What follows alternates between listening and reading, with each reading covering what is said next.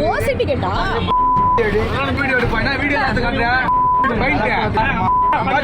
Government பஸ்ல மகளிர் சீட்ல ஒரு சில பசங்க உட்காந்து போறாங்க. அந்த பசங்களை எந்திரிக்க சொன்னப்போ அங்க ஒரு சில சலசலப்பு ஏற்பட்டிருக்கு. அதை பத்தின தான் இந்த வீடியோ. அந்த பசங்க செஞ்சதுல முதல் தப்பு என்ன அப்படின்னா, லேடி சீட்ல உட்காந்து போனது. அதுவும் நிறைய வயசானவங்க பெரியவங்க லேடிஸ் தான் நிக்கிறாங்கன்றது தெரிஞ்சோ அதை கண்டுக்காம லேடி சீட்ல உட்காந்துட்டு போனது. ரெண்டாவது, அந்த லேடிஸ் அவங்க கேள்வி கேட்டப்போ அவங்களை ஆபாசமா திட்டினது. மூணாவது, ஓசி டிக்கெட்ல தானே போறீங்க அப்படின்னு சொல்லி கமெண்ட் பண்ணது. அந்த பசங்க பண்ணதை விட மோசமான விஷயம் தெரியுமா இருக்கு இந்த வீடியோட கமெண்ட்ஸ்ல தான். லேடிஸ் வந்தா இடம் கொடுக்கணும்னு சட்டம் ஒன்றும் இல்லையே. அது எப்படிங்க?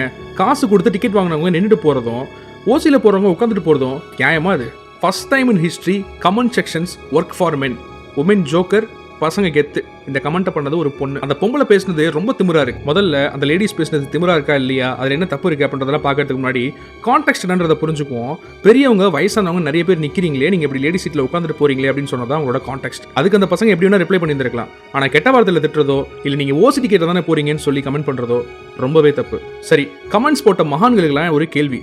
இதே இடத்துல நாளைக்கு உங்க அம்மாவோ சகோதரியோ இதே மாதிரி சில பசங்க கிட்ட கேள்வி கேட்கறாங்க, அதுக்கு அந்த பசங்க இதே மாதிரி ரிப்ளை பண்றாங்க, இது ஒரு வீடியோ ஷூட் பண்ணி போட்டப்போ மக்கள் எல்லாம் இப்படி கமெண்ட் பண்றாங்க அப்படின்னா உங்களால அதை ஏத்துக்க முடியுமா? இல்ல நீங்க போயிட்டு அம்மா நீ ஓசி டிக்கெட் தானே போற, உனக்கு எதுக்கு இவ்வளவு திமிரு அப்படின்னு போய் கேட்பீங்களா? அண்ட் இதெல்லாம் பேசுறதுக்கு முன்னாடி ஒரு விஷயத்தை நான் தெரிஞ்சுக்க விரும்புறேன். இங்க ஓசின்ற ஒரு விஷயமே கிடையாது.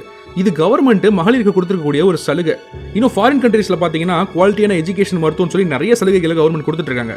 அப்ப அது எல்லாமே ஓசியா? சரி, இதெல்லாம் ஓசின்ற கேட்டகரியில் நீங்க வைக்கிறீங்க அப்படின்னா அப்ப கவர்மெண்ட் கொடுக்குற ஒரு சலுகையை நீங்க பயன்படுத்துறது இல்லையா?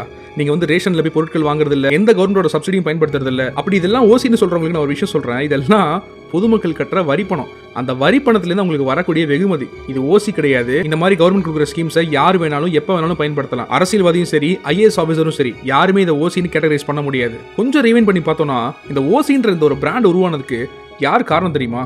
தெரிஞ்சா கமெண்ட் பண்ணுங்க.